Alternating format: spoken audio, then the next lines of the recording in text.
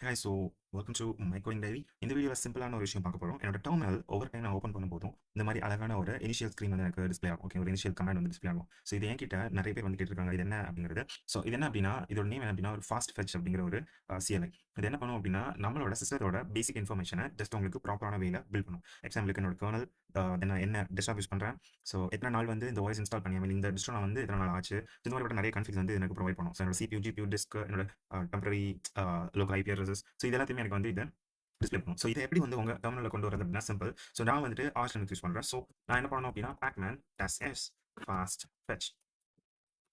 Okay, இப்போ எனக்கு வந்து ஃபாஸ்ட் ஃபெட்ச் நான் ஏற்கனவே இன்ஸ்டால் பண்ணியிருக்கேன்.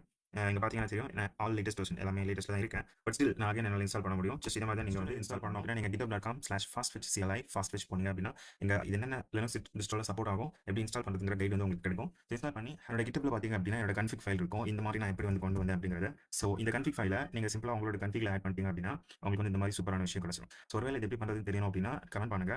நான் என்னோட யூடியூப் வீடியோல ப்ராப்பரா என்னோட லினக்ஸ் செட்டப் பத்தி கிளியரா எக்ஸ்பிளைன் பண்றேன்.